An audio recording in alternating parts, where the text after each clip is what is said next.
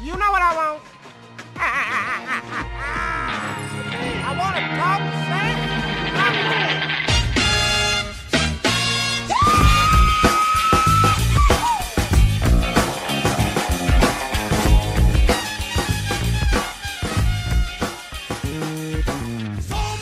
Hello and welcome to Raptors Weekly Podcast. I'm your host, Samson Folk.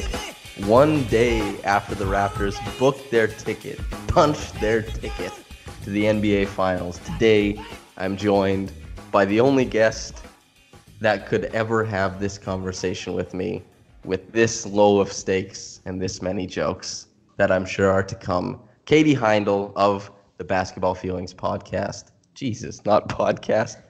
Newsletter, the Basketball Feelings newsletter. It could be. You know what?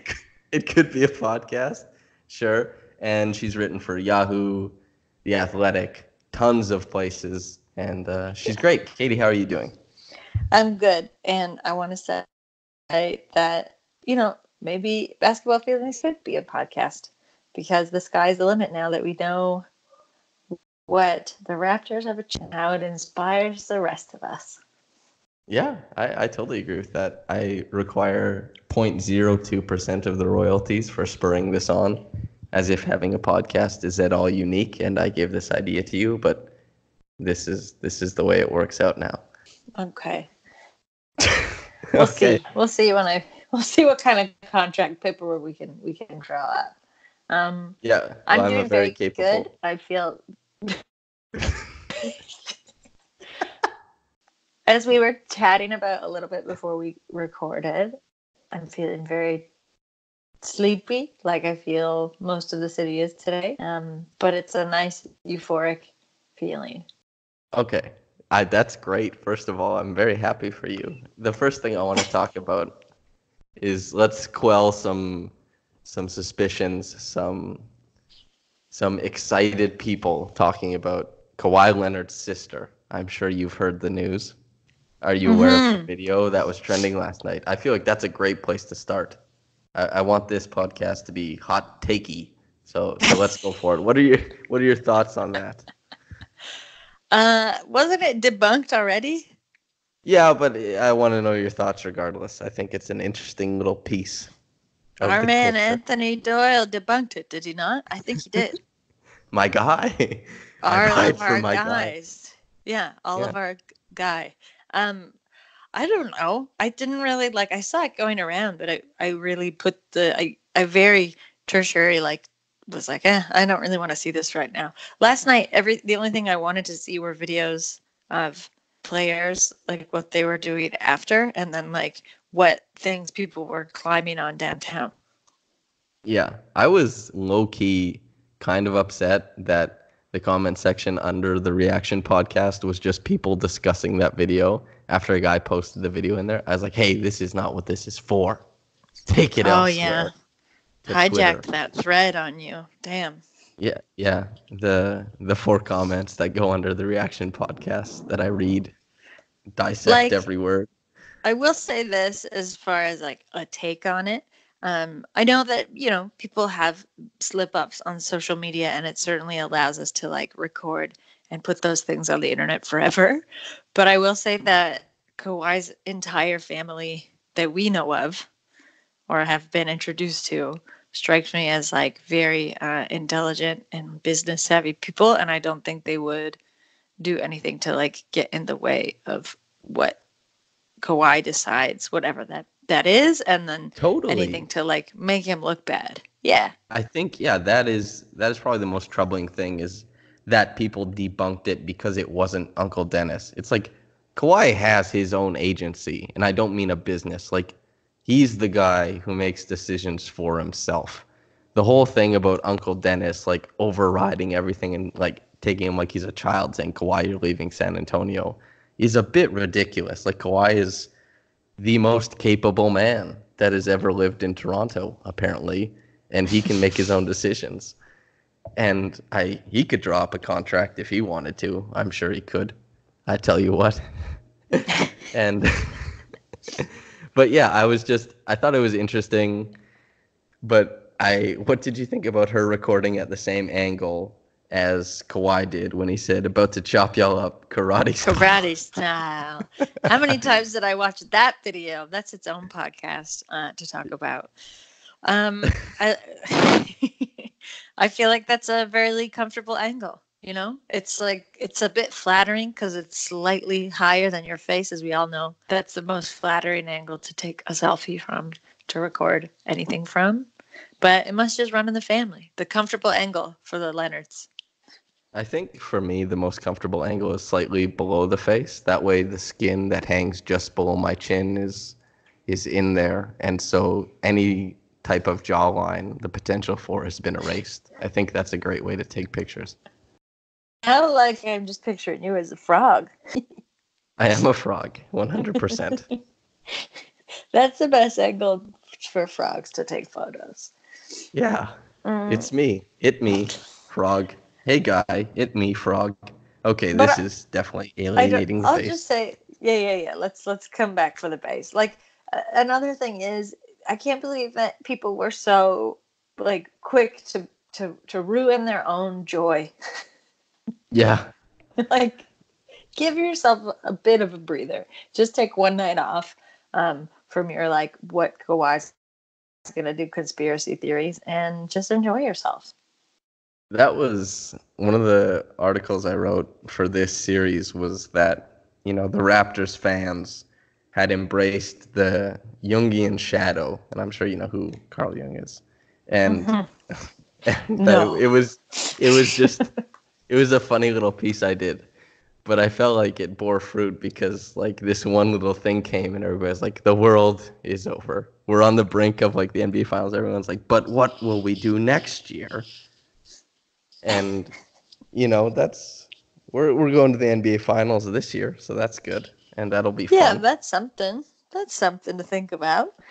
I think more important than anything is like everyone is going to get ready or not get ready to, but in, a few years down the line when they have kids and they get to tell their kids about this NBA finals, they won't watch it. They won't show them highlights, but they'll give them Blake Murphy recaps and features, certainly, to tell the story.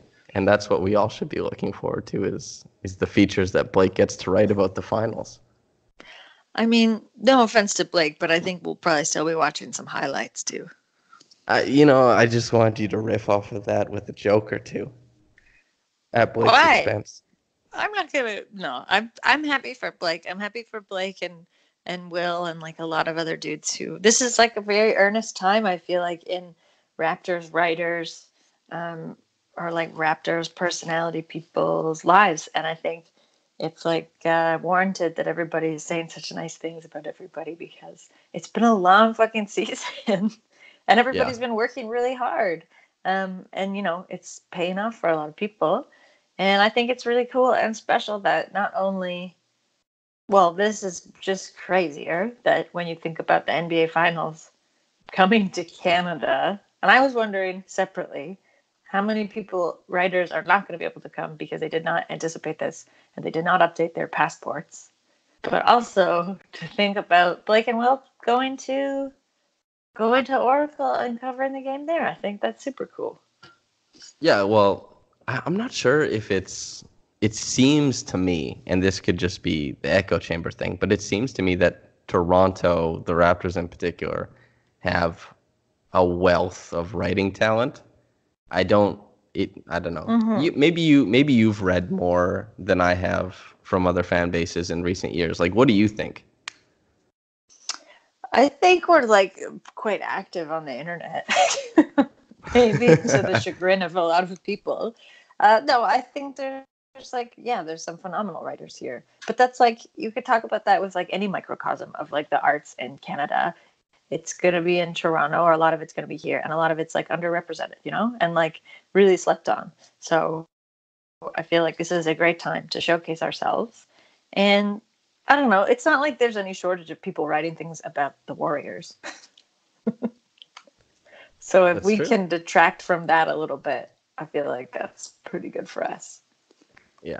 Well, I guess so. The next thing I want to talk about with you, and it's something I'm very excited to talk about with you, is there is a man who works for the Toronto Raptors who has been inching closer and closer to a full-blown Southern accent all year. And I you know who have it is. you've never been, let's say you've never been gung-ho for this person, this Nick Nurse character. He's got this thing where he's talking about, keeps getting more and more, bloviated throughout the season. And now, as his accent hits its peak, as does his coaching acumen, what are your opinions on Coach Nurse's job in this series? You know what? I think he's dialed it back a little bit, to be honest.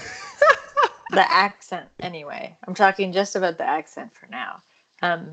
He's and I think it had a lot to do with him wearing his own hat, because I don't think the aesthetic of the black ball cap embroidered with NN is that country to begin with. So I think he dialed it back, which is fine. But I have to say, I've actually been, aside from enjoying what he's been doing in the playoffs, I've been enjoying watching him more. I will say.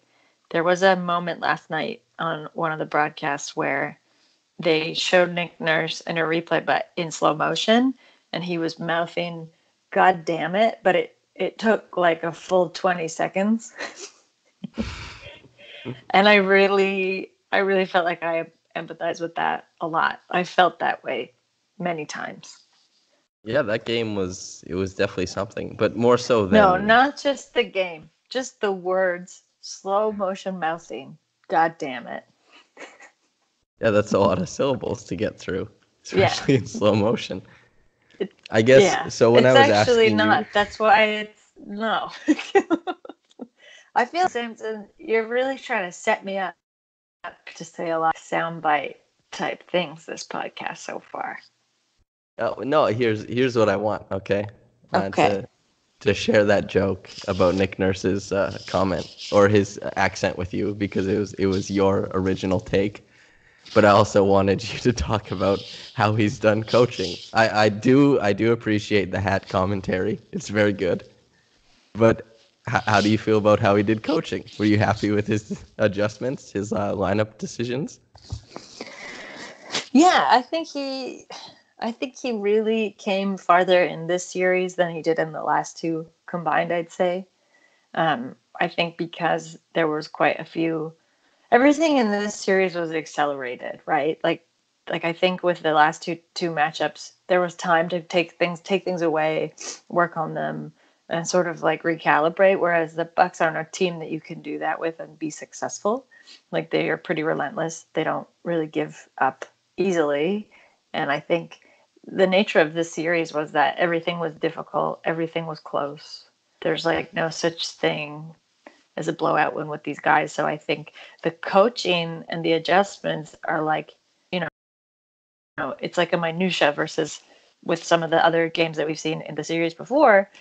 You could make an adjustment and then it could be fine for the whole game, but that's not going to work with the Bucks. So I think that was one thing that I feel like I had been critical of Nurse about for the regular season. Just like the quality and ability of his in-game adjustments when it really came down to it. Like, if something didn't work, what was he then going to do?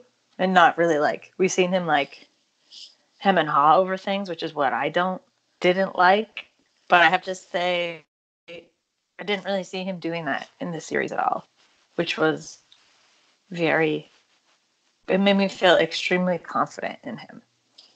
Yeah, after the two games that they lost, it seemed like every decision from then on out was a win. And it was not just the things that were premeditated, like the adjustments that came out where he decided not to shake up the starting lineup, and he just decided to shake up the defensive assignments.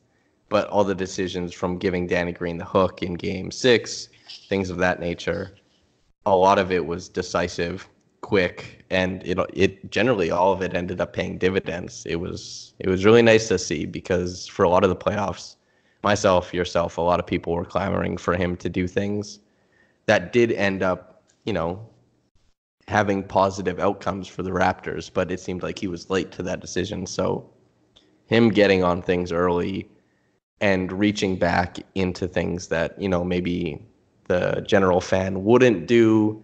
I probably wouldn't have put Siakam on Bledsoe, even though Siakam has had success on Wall in the past, which is a thing.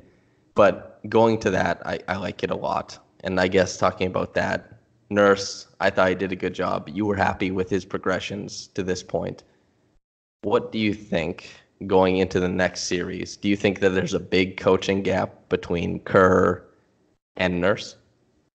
Yeah, I do. And like, I don't think that it has to be a bad thing. I just think anyone that says otherwise, it's just such an obvious thing, like they're different. Not only are they like they're different coaches altogether. They're different coaches in their coaching style. They're different coaches in terms of like, have they coached a team this far? I think Nick Nurse is like very lucky to have such a, right now, like an entire team who seems for the most part like checked in. There's obviously a few people who maybe will remain nameless who we're a bit worried about them showing up for the next series. But I think like, I don't know, it's just like, it's like an apples and oranges thing. Like, I'm not going to say one of them is better than another. Like, Steve Kerr is a phenomenal coach, and I think Nick Nurse has really come into his own in these playoffs in a way that's like made me reevaluate entirely what I thought about him coaching all year. But I don't know if this is too bold of a take. But I think Nurse has a slight advantage in the players he's coaching, because what we have seen from the Warriors, beside a couple of injuries to key players, like they're kind of used to this. And I know most people will say, well, that means that they're going to play a lot better and be better than that. But I think there's something to be said for like when you experience anything for the first time, the things that you take note of, you're just like way more aware of things versus like, we've seen the Warriors really like phone it in. And I've also seen, well, maybe not so much in the postseason, but in the regular season, I've seen Steve Kerr not really be able to get a handle on that. Yeah, that makes If sense. that makes sense. Like he's like, a lot of these guys, they're all stars. They're like incredible star players, all of them pretty much in their own right. And the Raptors, conversely, there's a few stars, but I think the way that they communicate is extremely different than the way the Warriors communicate. And all of that is going to come down to the coaching staff too. Yeah, I think that's as far as, even though I feel like I led you in with an X's and O's thing, that's probably a much better answer, is that when it comes to managing personnel, that Nick Nurse has a better group of guys. Well, maybe not better, but a different group of guys who respond in a different way. Mm-hmm. And it's also worth noting that the Raptors, if anything, in this playoff run, the one main thing they've been is incredible defensively, which, yes, that's the main takeaway. But they've been incredibly versatile in the ways that they've won. There's a lot of different routes to victory for them across this playoff series. And the Warriors generally have the same route to winning, whether it's Katie on the floor or, I know they changed a little bit. The makeup of their team is a bit different when Katie's not out there. But they're still playing pretty much. They have their mantra. They have the way they go out there and they play when it's Steph leading it, and then they have the way they play with Katie leading it. But they don't really move away from that. And I think that, I guess, the decision not to move away from things at time is both, as it was with the Bucks, one of their greatest strengths, because it allows the way they created the organization, the way they created the roster to really flourish. But at times it can, if they're figured out for a point in time, it can really, really stagnate what they're doing. And that's why Houston has had, despite being a much worse roster, has had a lot of success getting after them and giving them a lot of trouble in the playoffs. And I think if Nick Nurse is, a coach worth his salt, he'll be able to get the Raptors to be versatile and changeable and strong and good defensively to match up with the Warriors. How do you feel about that series going into it? I think, this, like, the whole surreal feeling of what just happened hasn't really worn off yet. So maybe a good conversation to have closer to Thursday, because right now, and like in talking about it last night, like immediately after the game, I feel like I'm not as nervous as I should be. I mean, Durant being out is obviously a huge part of that. But when I started to think about, like, what are these matchups going to look like? How do you guard against like somebody like Steph Curry, who you can't really, and that's the thing. So I think there's certain inevitabilities that are going to happen in this series, which is like the Raptors have to keep like extremely close and annoying defensively and offensively, but there's also things that they're not going to be able to stop, because you could push like Steph way out as far as you want to, and he'll still make shots. And that's like how the Warriors, what their game is based around.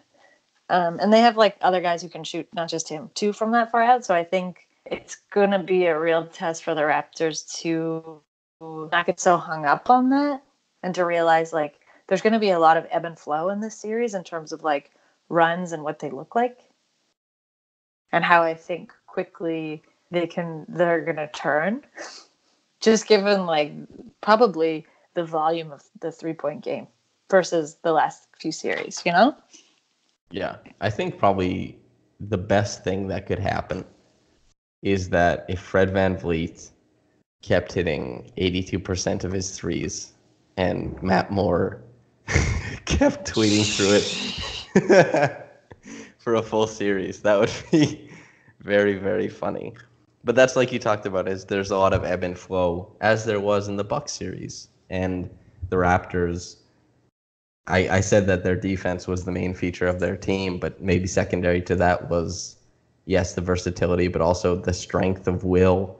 It was like their brains are ironclad, and they're led by such, I guess, even-keeled players and intelligent players that even when they're down 15 in the third quarter of a Game 6, it's still not too much to come back, that they're trailing by a lot at a lot of different times during very important games, but it didn't faze them. They just kept going back to the woodshed, kept doing the things that made them successful. So it's going to be so interesting. Who would you put on Steph Curry? Lowry.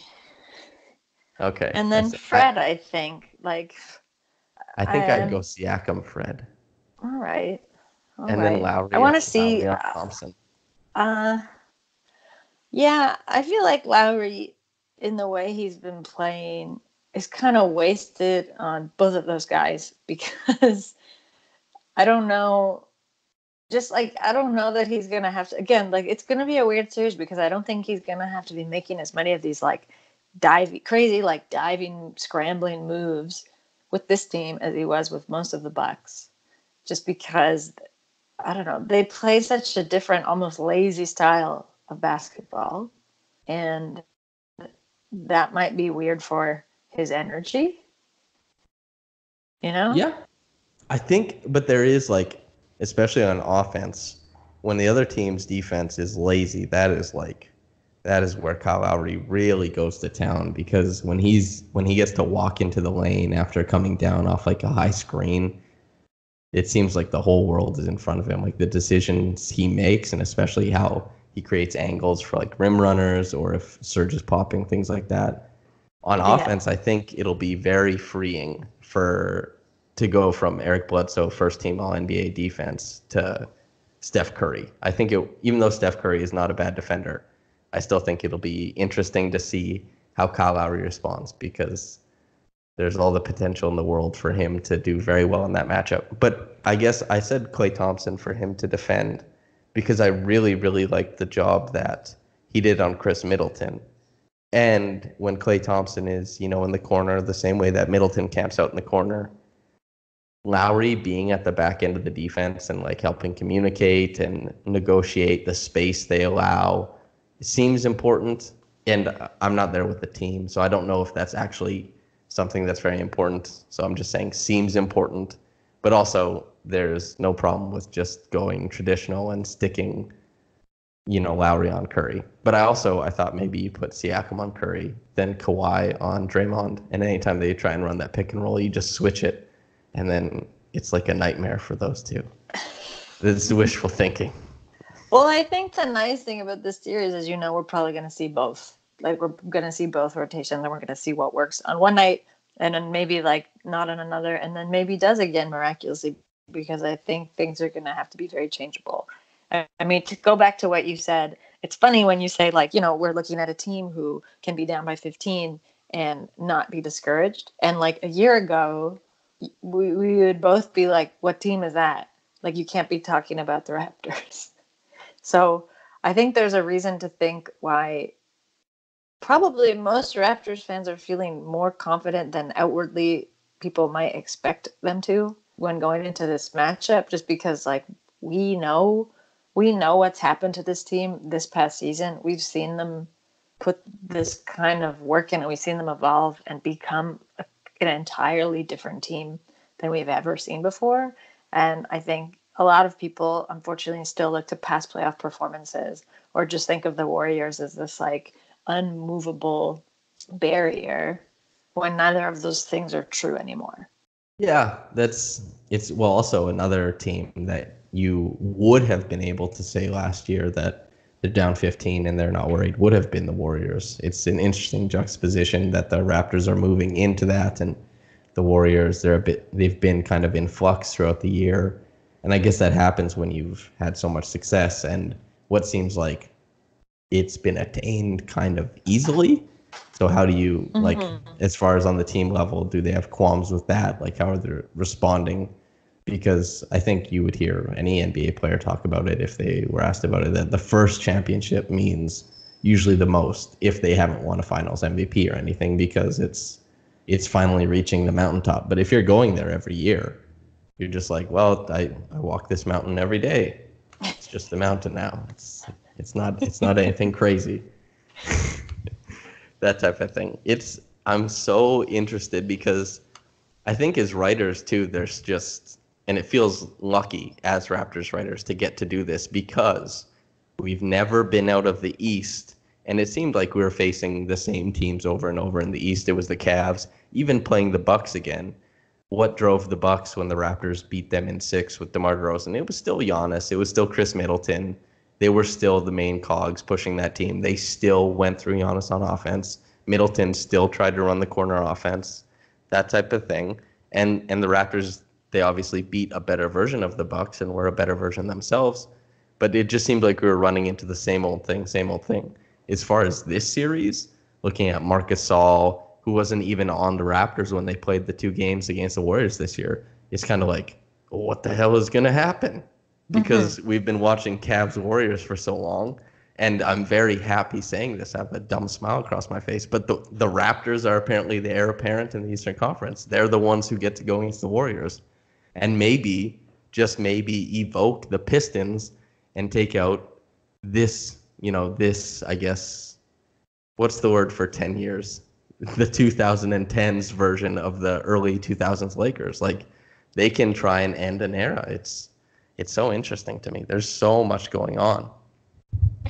Yeah, and I think like you're looking at the evolution of 2 teams in real time, and like the Raptors, just based on their playoff, like their postseason performance so far, like this team has evolved very quickly from when the playoffs started to now, and they are a different team in a lot of ways that like none of us could have expected. And it has to do with the way they were tested and what went wrong, what went right, and like what they fixed along the way. And I would argue that the Warriors have not changed at all because they haven't had to change during their playoff run. So take that how you will, but like I'm always more inclined to think the team or the entity who is evolving quickly and adapting to change and taking all of that kind of learning into stock in real time is much more equipped than someone who's just kind of coasting on what they know. Yeah. There's some symmetry with like big narratives, like the most famous stories of our time is David versus Goliath, things like that. And it interests me a lot because like you said, the Warriors have been coasting on what they are and the sheer mass of their talent and just how much better.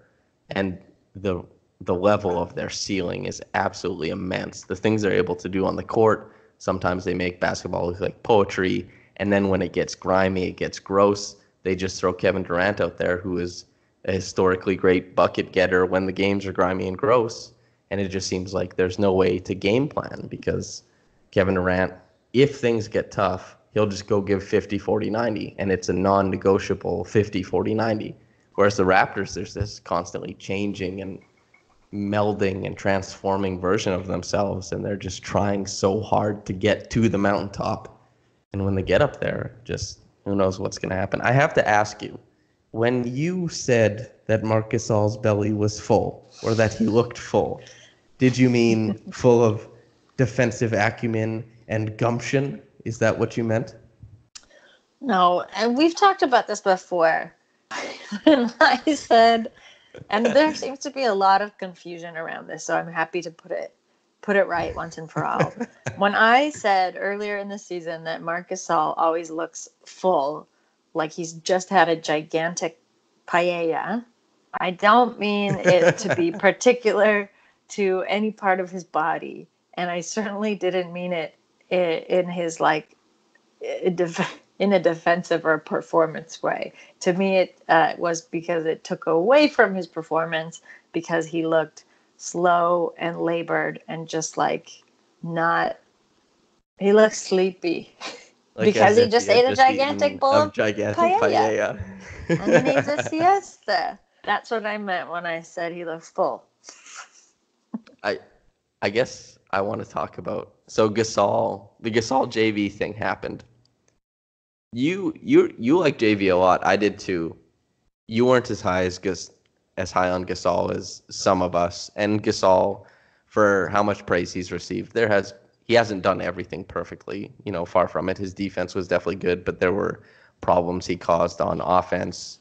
He even though he is a very good offensive player, he did provide a lot of difficulties with his reluctancy to shoot, things like that. What do you think about the trade looking back now? Do you think that this ceiling was available if the Raptors had JV and DeLon instead of Marc? No, but I think the answer is unfortunately as complicated as you could make it, because it's not as if they kept JV. If they kept JV, no, they wouldn't have had this ceiling. But I don't think it's solely because that they got Marc Gasol in exchange for JV that they got this ceiling. There were a lot of other nuance of things happening with him coming and how that adjusted and affected even minutely the rest of the roster. I think for some of his lackluster performances in these last couple, I think he had two good games in the Bucks series, and then he wasn't very good against the Sixers, maybe one good game, but he lends other things besides his performance, and I think those are the harder things to pin down when you say oh, we're going to trade this guy for this guy, and here's what we get on paper, or this is what we can read the stat line and see one's technically better and has a higher potential. But that's just based on what you know of each on their on-court performance. So, I mean, I'm not the person to ask to say oh, what did they get? Did they get their money's worth, or is it the trade that they wanted? Probably yes and probably no, because you can never know what to expect from someone and what they're going to bring to the larger culture of a team. But I think in all the ways Gasol's been frustrating, he's still lent a lot of that seniority and that playoff expertise that was sort of lauded around him. I will give him that credit, even though we're maybe not you're not seeing it in the most overt ways. It's there because there's for all the shift and adjustments and kind of evolution of the team that we've talked about. I'm sure that he's had a big hand in that. And there's a lot of stuff that you're not seeing simply because it's not happening on the court, Yeah, that's the thing is his game, Kyle Lowry's game, guys who play and do those little things, but sometimes their unselfishness, creates it makes the offense stagnant. Kyle has done it in the past where looking for that better shot has led to a bad shot. Things like that is like you're doing the right process all the time, but sometimes you need to be more selfish. It's tough and there's tons of other players in the league who are always asserting themselves. And in a league where the fans, the media, everybody always wants a star who asserts, a star who does those types of things. It's tough for Mark and Kyle and people like that to exist, and it's hard to quantify just how they're doing it, even if we can quantify some of it. I bring up Kyle. As far as you've cheered for the Raptors for quite some time, as have I, a very old man that I am. I got to ask you, how, on a scale of 1 to 10, and then maybe in the worst way I could ask this question, speak on that, but speak on Kyle Lowry being Kyle Lowry and being rewarded with a trip to the finals and a chance at a championship. What's the 1 to 10? Sure. No, what is the 1 to 10 based on? 7 thumbs up, perfect movie score. On Kyle getting to go to the finals? Yeah. Yeah.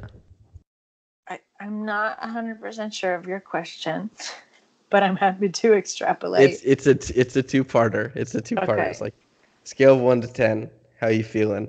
And then after that, expand upon how you feel and why you feel that way. Okay. Well, I obviously feel a 10, and I would dare anybody to not feel that way right now. But I will say with a caveat that there are a ton of people who will, I'm not going to name, but who know themselves, who were shit-talking Lowry to such an insane extent, in the middle of this season, even just right before the playoffs started, that, we traded the wrong guy, Lowry's trash, he's going to choke, he's already choking before the finals, and, what, to those people, I'll just say, have you not been paying attention and watching, not just to his performance in leading up to now, but again, if you want to talk about evolutionary players, Lowry has been so considered and so intelligent about the way that he's evolved his game, really consciously, with and without the team. Without the team, I think, is an incredibly smart way that not a lot of people are paying attention to, but we should be, because right now, regardless of what happens, it would have been regardless of what happened in the playoffs, but now even because of more so because of what's happened in the playoffs, he's going to be so valuable this summer to any team that needs someone like him, who's a glue guy on court and off, so dogged, plays his own style of basketball that I would say there's a handful of other players who really are that gritty anymore, and it's quite unique what he brings to the team, and how he'll still just throw his body on the line whenever he needs to. He understands that's, some guys could have an amazing 3-point game. Some guys are incredible. I don't know. Just everybody's got their things, right? And Lowry's thing is just that he's unbreakable and unflappable seemingly when he needs to be. So I think there's going to be a lot of clamoring for teams that are really rebuilding this summer for someone like Lowry, and the Raptors should be very careful. I know there's we got to concentrate on keeping Kawhi, but I do think in some respects, that decision, if it hasn't been made already, it's soon going to be made. There's really not much the Raptors can do aside from the fundamental amount of money they can offer him.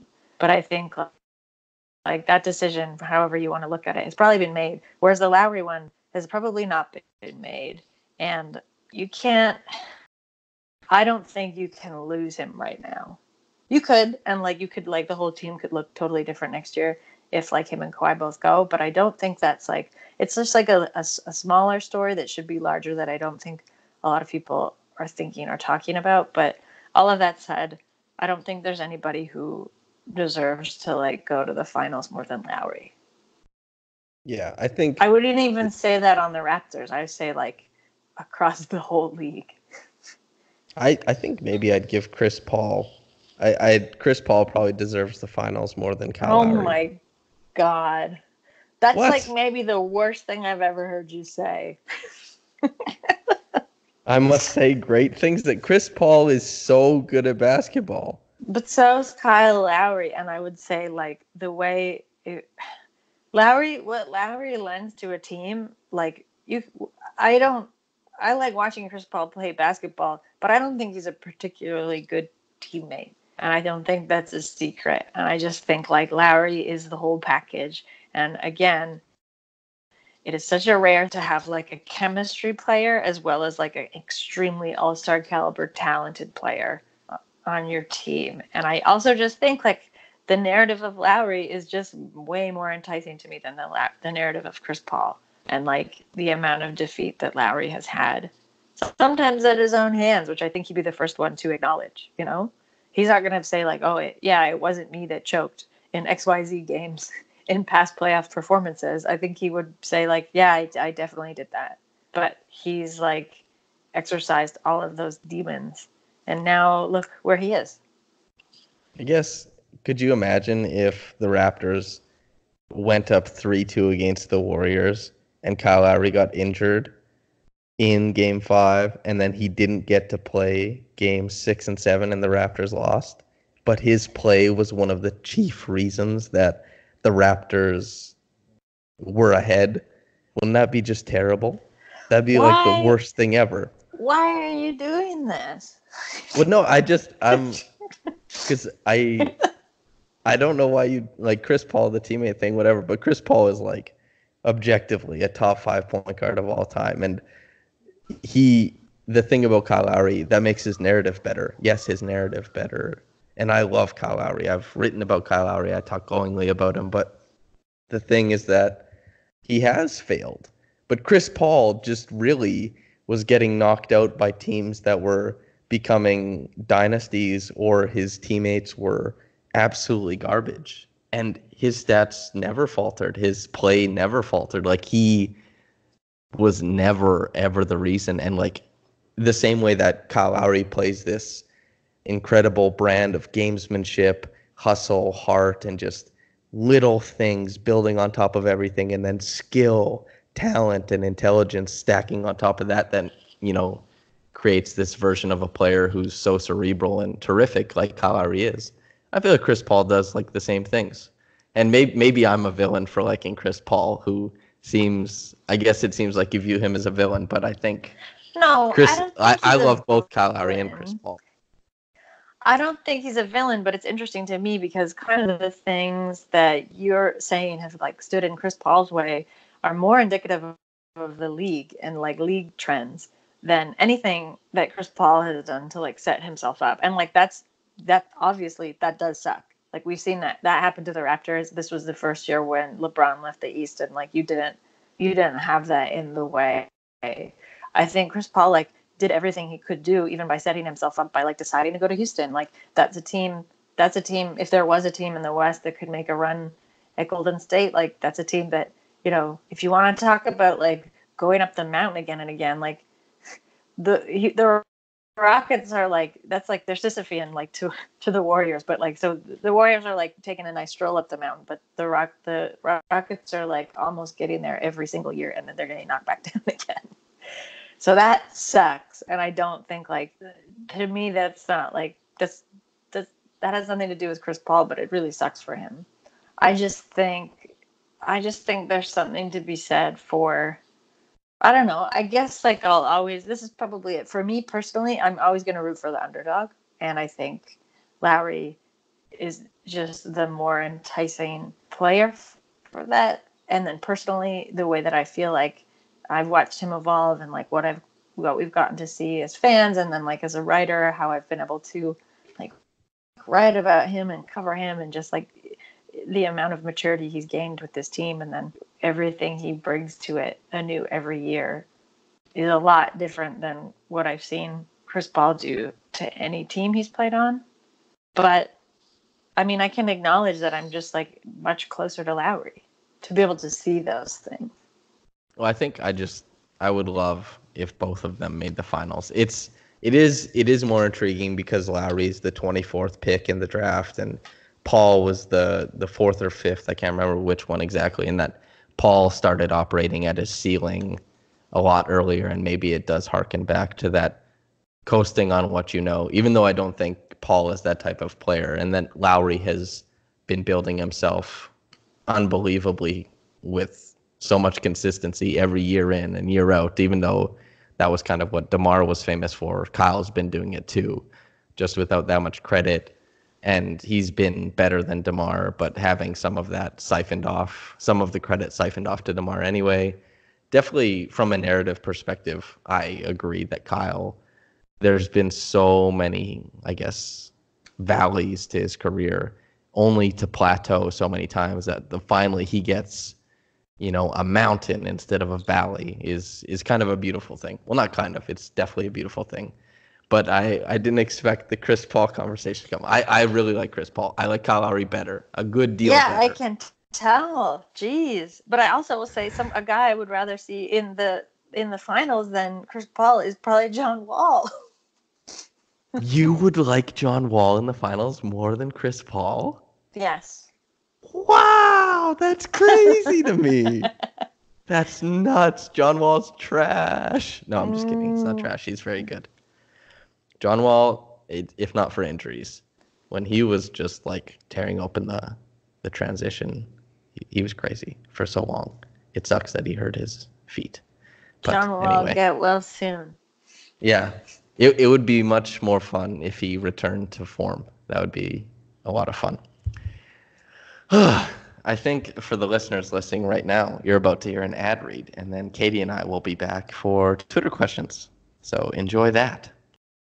Get Goldfinger today. Here's the scenario. You're injured in a collision and your insurance company is denying your claim. It happens far too often. If it happens to you, call me, Brian Goldfinger of Goldfinger Personal Injury Law. My team and I work for people just like you. We don't accept cases on behalf of insurance companies, so you and your family can make sure that you're in good hands. Visit goldfingerlaw.com and get us working for you.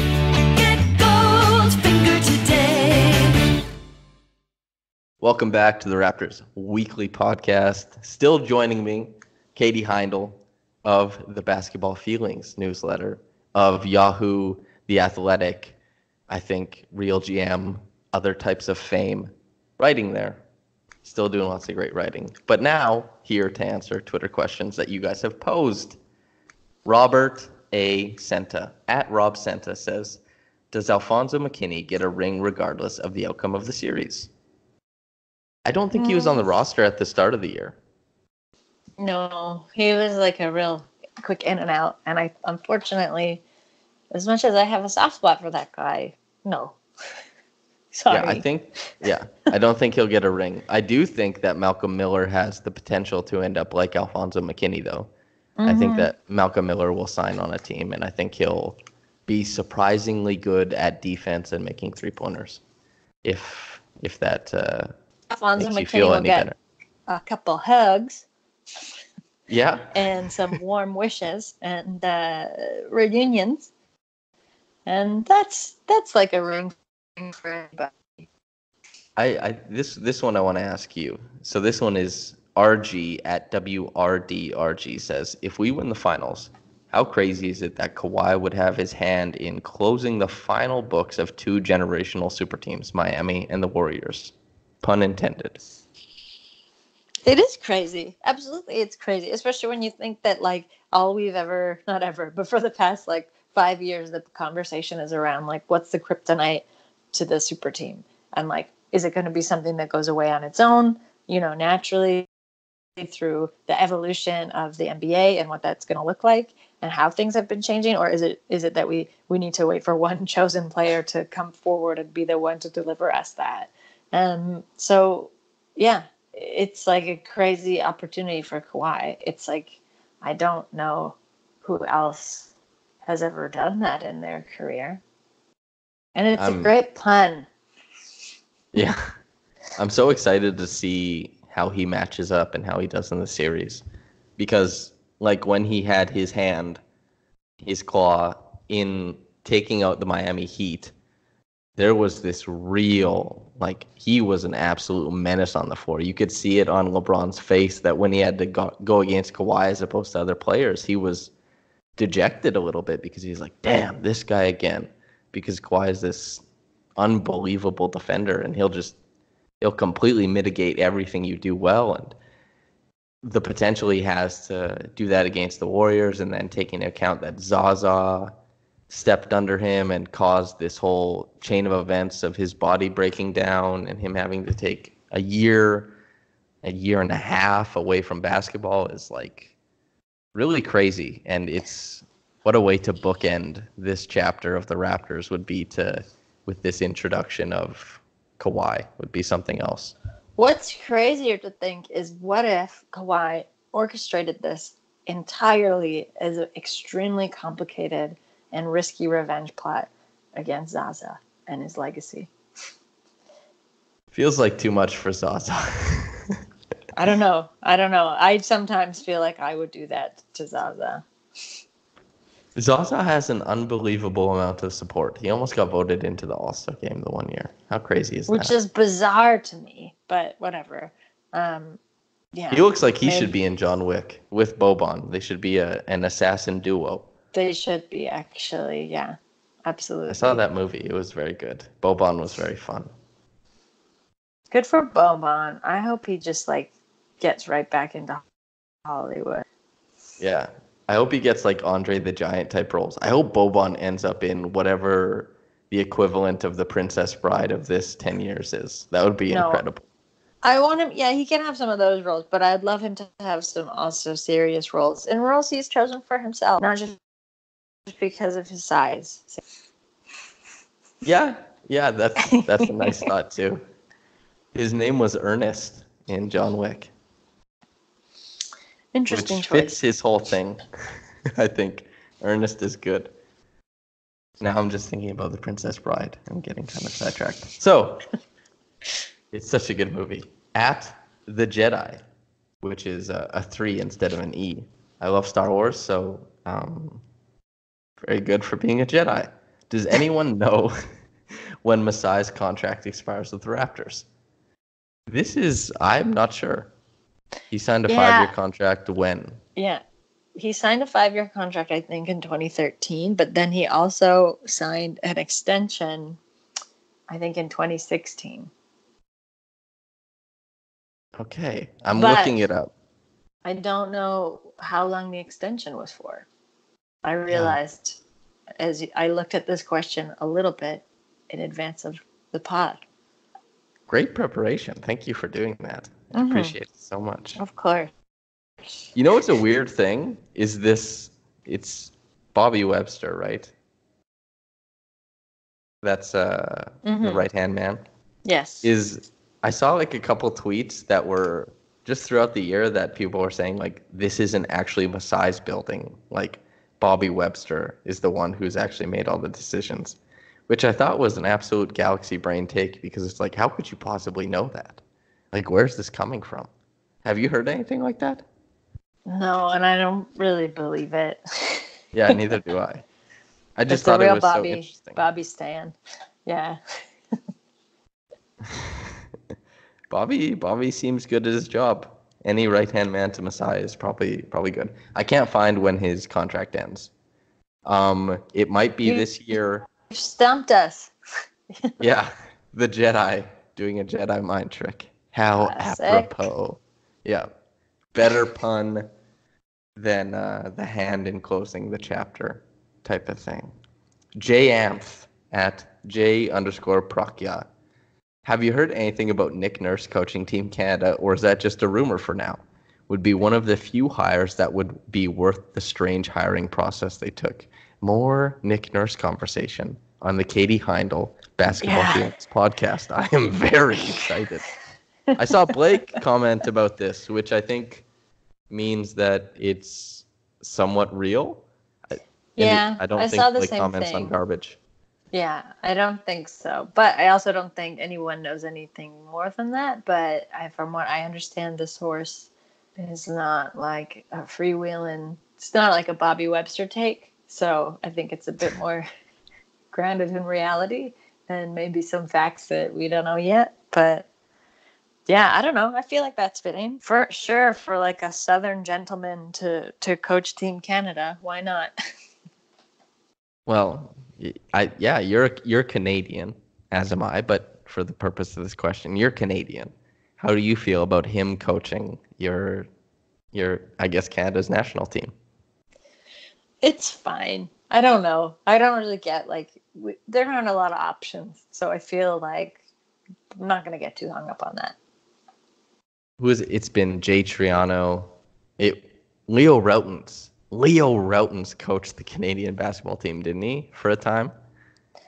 Yeah, that's what I mean, you know? I think that means that Nick Nurse is like an absolute win. Yeah, he's a get for sure. Because I talked about this on the podcast with Adam McQueen, where Adam was marveling at that sometimes Leo Routens, when they're losing games, will just be like, you just got to throw it into the post. Give Marc Gasol some post touches. Let him go to work. Which is, if that was how they handled the Canadian national team, was just like, who's the tallest guy on the floor? Him? Give him the ball near the basket and we'll win the damn game. Do you hear me? It seems like it's not the best idea. So I'm glad we're not going in the Leo Routens direction and more so in a Nick Nurse direction. But also that comes with the caveat of I'm not extremely well informed when it comes to the Canadian national team. So there's your caveat. Neither am I, frankly. Sorry. Oh, this is a really, really great username. Boots _Stoob. So it's Boots. And as it reads, I'm just going to read the Stoob as Boots. So Boots says, what inside info could Pat McCaw have told the Raptors about the Warriors? Play calls, signals. He played for them last year. He's got to know some stuff. I think I'm going to take this one, Katie. We have a guy on the roster of Raptors Republic roster. Yes.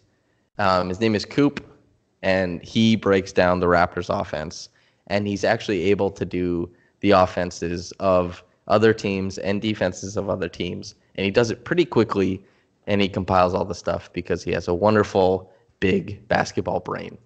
If there is any scouts worth their salt on the Raptors, they will likely not need Pat McCaw's insider info to get things.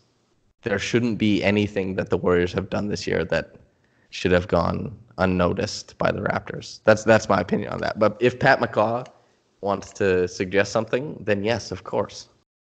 What do you think, Katie? I mean, it would be interesting if he knew some more personal details like phobias or allergies.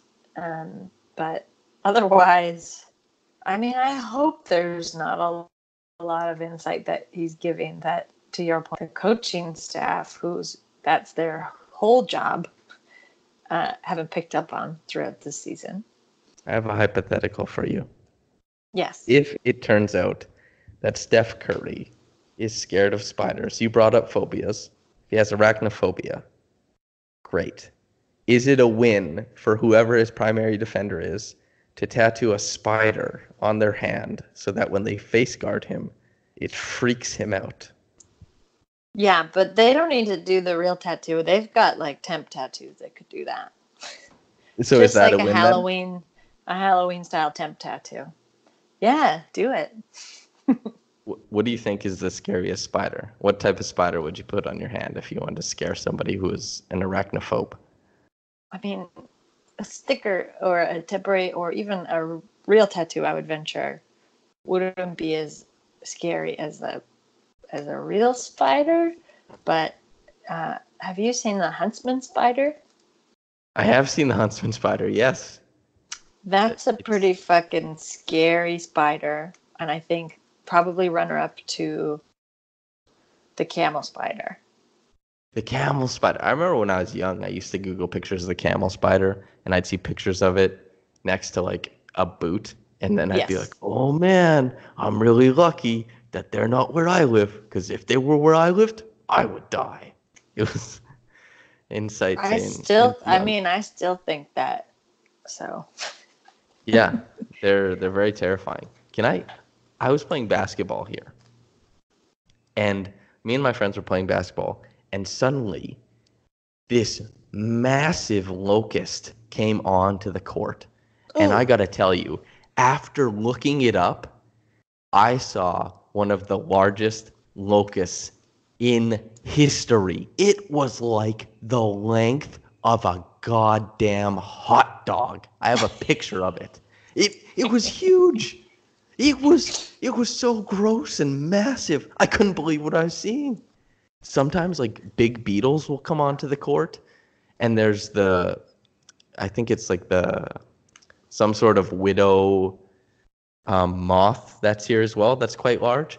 But my God, this locust, it looked like a green hot dog with legs and like a face like the antagonist from Bug's Life. It was horrible. That's fucked up. Yeah, that's fucked up. And we rolled a basketball towards it so it'd like fly away. And it stuck its leg out and pushed the basketball away from it. It was the stupidest thing I've ever seen. I was like, if I ever see an insect deny a basketball that's rolling towards it and just like, no, thank you. Excuse me? What intelligence level are you operating on? Like its frontal lobe grew so much because it's so stupidly large that now it has this intelligence. It was so scary. I hated it. We actually stopped playing basketball. You shouldn't have antagonized it. Oh, I was going to say, you should have stopped because I feel like now it wants its revenge. You want to hear something even funnier, though? Way funnier. All of us. The one guy is from Canada like me. He's from Toronto. My other friend, he's from Peru, named Beto. Hi, Beto, because he listened to the podcast. And the other guy was from Mexico City. A lot of different cultures there. And I asked them if they had ever seen anything besides that. They're like, no, never.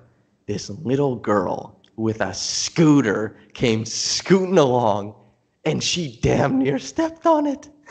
Like it wasn't even there. It was because we're all, adults, and we were so scared of it. And she was just like, la la la la, and she almost stepped on the damn thing. It just, we were all shocked, but it was quite something. It was unbelievable. So yes, Pat McCaw will not be providing any info. Not that's very important. The last question, Katie, are you ready for the last question? From your personal troll. We're off to a good start. How woke is Skip Bayless on Kawhi Leonard? Oh my zero? God. Zero woke? Is this a real question? You really are being a troll for no reason. Yeah. I want to say that sorry. When I first saw that, his response, I was like, this man has actually lost it. Like he's as unhinged as Donald Trump. Like that's what, if you want to talk about like sucking the joy out of a moment because you're so focused on one specific player, like I don't know why he hates Kawhi Leonard so much and like what his reasoning could be, but whatever it is, like it's probably patently wrong and false given that it doesn't really take him a lot to like jump to these wild conclusions. And it was also just like kind of problematic if you like want to be honest, because he was talking about that like he should be incarcerated. I watched First Take when I was, I think, like from ages 15 to 17. I'd watch the like YouTube clips when it was Stephen A. Smith yelling blasphemous and Skip Bayless hoeing and humming. What I know about Skip Bayless is that he's a Spurs fan. I didn't watch First Take when Kawhi was disbanding from the Spurs, so I don't know intimately why he is so filled with hatred, but I assume it's because he left his favorite team. And that a very prominent media member can like say something that vitriolic is really crazy to me. But also with the caveat of Skip Bayless is harmless, but also that it's crazy that he does that kind of thing.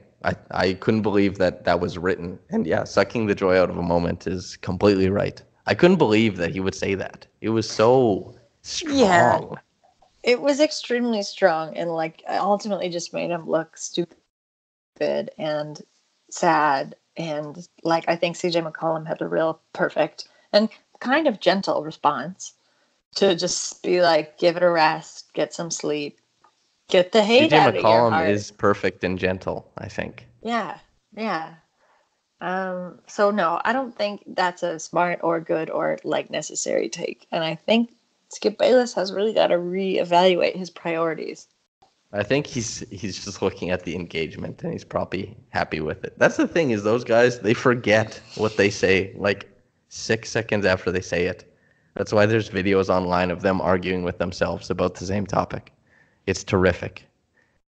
Anyway, you'll never get that from Katie and I. We're as consistent as they come. Katie, I feel like this is a perfect opportunity for you to plug all the stuff that you think the listeners should listen to or read. What do you think? From anyone? From yourself, preferably. Oh. I'm ending the podcast. I'm giving you the send off. Thank you. If you're not a subscriber to a great newsletter, potentially soon to be podcast called Basketball Feelings, you should do yourself a fave. Sign up right now. A newsletter worth your time and energy. Unlike Skip Bayless and his sad man takes. And otherwise, I don't know. I got some stuff cooking up, but you'll just have to keep an eye out. Follow me on Twitter. Why not? And her Twitter is at WTEVS. Whatevs. That's Katie Heindl. Whatevs. Yeah. Perfect. Thank you so much for coming on. This has been a very relaxed, but also a blast. High energy and full of hot takes. I'm very happy with this episode. Yeah. Great. Thanks for having me. A pleasure, Okay. as always. Yeah. All right. And for you, the listener, I've got great news for you. This podcast is about to end. And even better than that, I hope you have a great day. I hope you have a great night. Whenever you get around to it, have a blessed day and goodbye.